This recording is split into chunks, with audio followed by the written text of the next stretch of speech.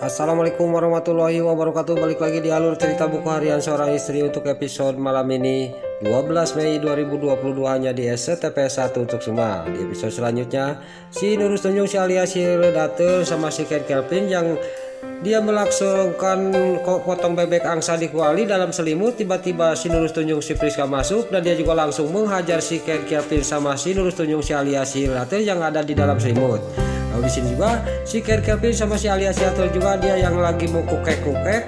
Dia sangat kaget dia pas dibuka selimut bahwa yang memukulin dia itu adalah si Nurus Tunjung si Priska. Si Priska juga langsung calawak, dia juga sangat kaget. Lalu di sini terlihat si Ken Kelvin sama si alias si Ledatel juga yang mau kukek-kukek tidak jadi. Dia juga turun dari ranjang, dia juga menghampiri si Nurus Tunjung si Priska. Lalu si Priska juga dia ngomong kepada si Ken Kelvin sambil memegangin pipinya si Ken Kelvin. Pak Kelvin masih hidup, kata si Nurus Tunjung si Priska. Di sisi lain si alias si Ledatel dia tidak senang kalau si Ken Kelvin di sini dipegangin pipinya oleh si Nurus Tunjung si Priska. Di sini juga si alias si Ledatel juga marah kepada si Nurus Tunjung si Priska dan terjadilah di sini cekcok antara si Priska sama si alias si Ledatel. Terjadilah di sini saling jenggut rambut, di sini juga saling jamak rambutnya si Priska sama si alias si Ledatel. Lalu si Ken Kelvin dia akan memisah mereka yang lagi berantem. Lalu si Ken Kelvin malah kena tampar oleh si Priska sama si alias si Ledatel. Lalu si Ken Kelvin juga sambil memegang matanya, kenapa saya yang kena tampar ini, kata si Ken Kelvin. Lalu si Ken Kelvin juga sambil kekereceman, dia juga sangat sakit karena matanya ketampar oleh si Priska sama si alias Seattle. Si Priska juga dia sangat kaget dan si alias Seattle juga si Priska yang duluan nampar Pak Kelvin, kata si alias Seattle. Lalu si Ken Kelvin juga ngomong kepada mereka, sekarang kamu lanjutin aja di sini, kalau mau bertengkar saya mau keluar, kata si Ken Kelvin sambil dia juga memejamkan matanya karena kesakitan kepukul oleh mereka. Lalu dia juga keluar dari kamar itu. Lalu pas si Ken Kelvin keluar, di sini juga dilanjutkan lagi si Priska sama si alias Seattle saling jamak rambut. Di sini juga dia gulai di kasur itu. Lalu di sisi lain si Ken Kelvin sampailah ke kamar dia yang diacak-acak pakaiannya sama si Nurus Tunjung si Priska. Di sini juga dia sangat kaget. Dia juga berteriak-teriak kepada si Priska sama si alias si Ledatel.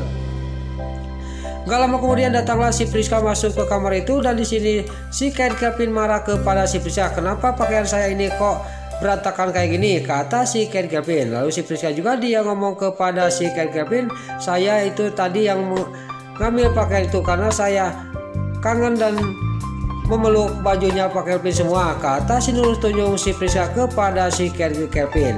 Di sini juga si Ken Kelvin juga mendengar ceritanya si Priska, dia juga sangat marah kepada si Priska. Enggak lama kemudian datanglah si alias si Ledatel. Di sini juga si alias Seattle juga dia langsung marah kepada si Priska dan terjadi lagi di kamar ini cekcok antara si Priska sama si alias si Ledatel. Lalu terjadi lagi di sini saling jamak rambut lagi, di sini si alias si Ledatel sama si Nurus Tunjung si Priska.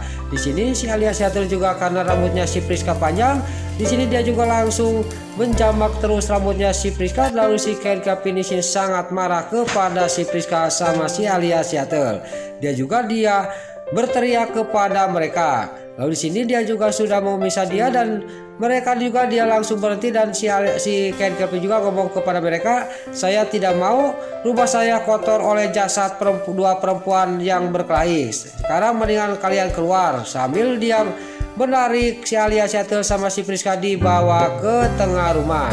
Lalu di sisi lain di sini Pasha sama Nana yang lagi mencari Lula. Gak lama kemudian datanglah rombongan perisai dewa sama rombongan Cakrawing. Dia juga berpencar untuk mencari Lula.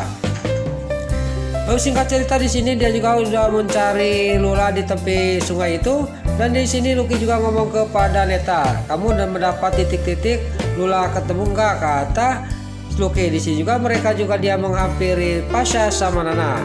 Di sini Pasha juga Lucky juga ngomong kepada Pasha, mendingan kita berhenti dulu, besok dilanjutkan lagi Pasha karena ini sudah mulai sore, kata Lucky.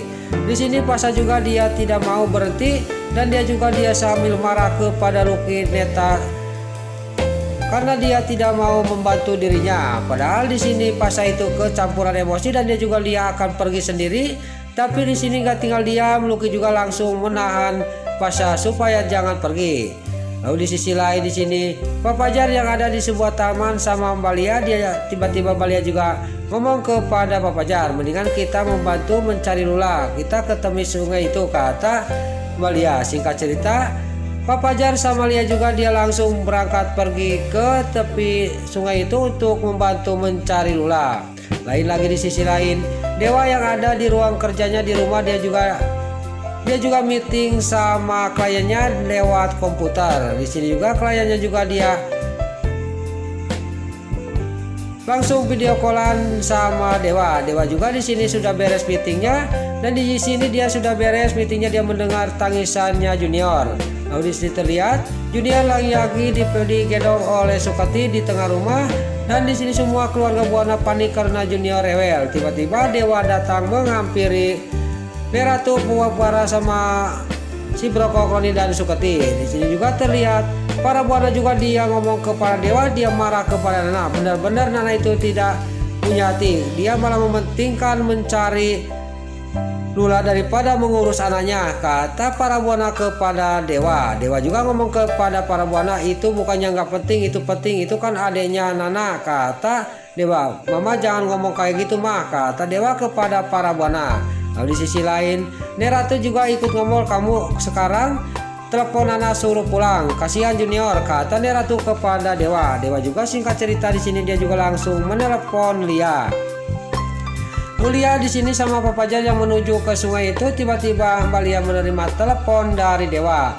Dewa juga mengatakan semuanya kepada Lia bahwa kamu harus susul Nana ke sungai, dan di sini Lia juga sangat kaget, kok kamu di mana sekarang, kata Lia. Kan kamu selagi sama Nana lagi mencari Lula, kata Mbak Lia. Di sini juga singkat cerita Dewa juga sudah ngomong kayak gitu, dan dia juga akan pergi ke sana akan ngomong kepada Nana.